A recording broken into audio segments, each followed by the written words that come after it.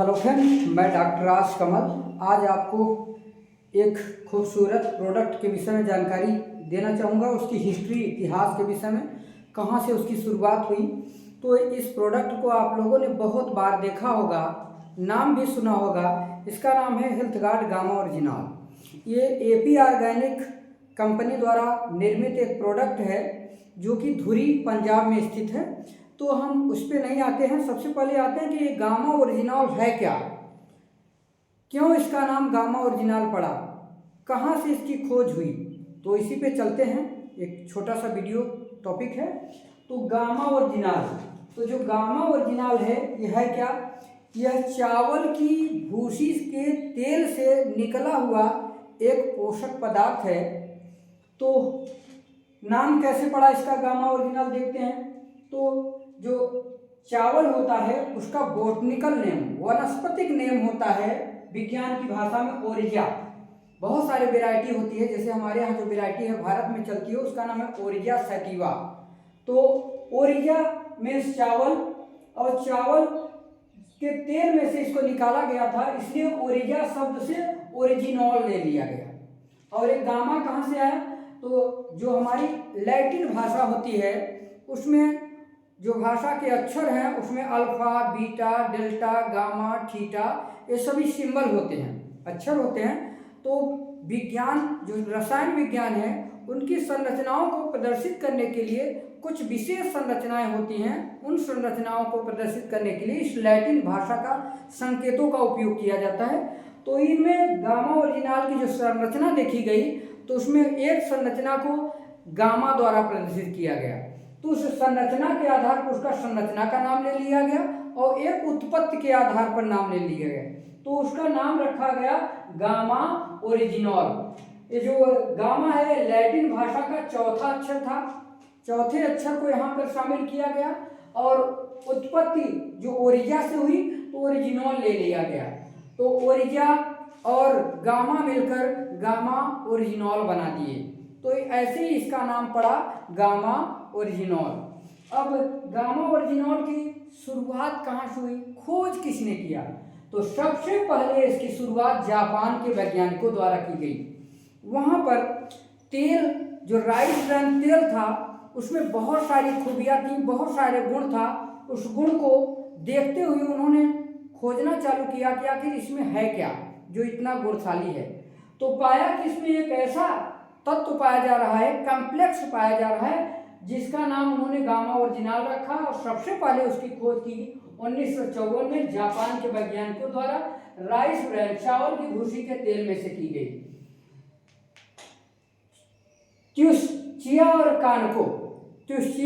कानको दो वैज्ञानिकों ने सर्वप्रथम इस तेल से इस गामा ओरिजिनल को फिल्ट्रेशन किया, निकाला।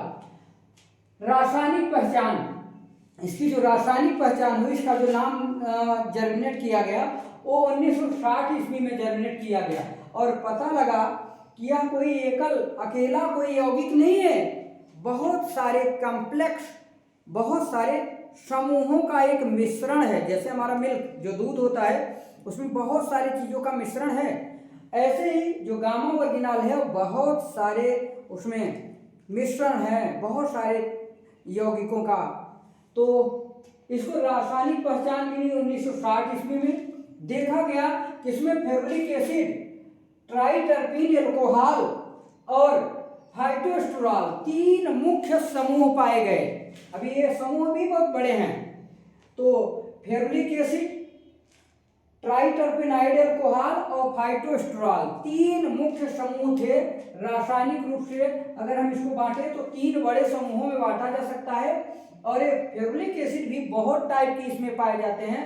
और सबसे ज़्यादा अगर बात करें कि 80% गामा ओरिजिनल में मात्रा होती है तो फेरुलिक एसिड की ही होती है, और बाकी इसकी जो परसेंटेज होती है इन दोनों की वो 20% ही होती है। और सबसे मुख्य भूमिका होती है फेरुलिक एसिड का।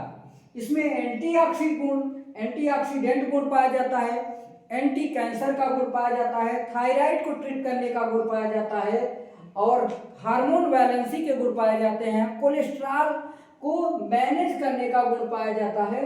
तो बहुत सारे इनमें गुण पाए जाते हैं गामा ओरिजिनल में।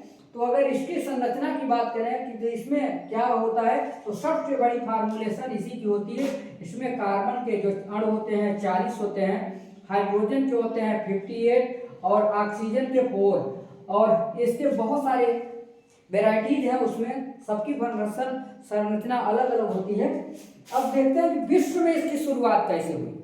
तो विश्व में सबसे ज्यादा पॉपुलैरिटी इसको 1970 से 80 के दशक में मिली। 1970 से 80 के दशक में विश्व के कई देशों ने गामा ओरिजिनल की खूबियों को जाना और अपने यहाँ as a supplement, as a medicine के रूप में उन्होंने यूज करना चालू कर दिया। भारत में भी इसकी शुरुआत हुई। जब विदेश में जो पढ़ाई की है डॉक्टर और सारी बुकें जब आई, तो भारत में भी वैज्ञानिकों ने इस पर रिसर्च किया, चालू कर दिया और यूज कराना डॉक्टरों द्वारा चालू कर दिया गया। रिजल्ट भी आने लगे और इसकी शुरुआत जो भारत में हुई वो 1980 से 90 के दशक में हुई। और इसके लाभों को देखते हुए जो हमारी इंडियन गवर्नमेंट है, उन्होंने इस प्रोडक्ट को न्यूट्रास्यूटिकल की मान्यता दे दी। इसको न्यूट्रास्यूटिकल की मान्यता दे दी। आज यह भारत में बहुत बड़े पैमाने पर एंटीऑक्सीडेंट के रूप में और बहुत सारे डिजीज में एज सपोर्ट मेडिसिन के रूप में यूज किया जाता है। Thank you.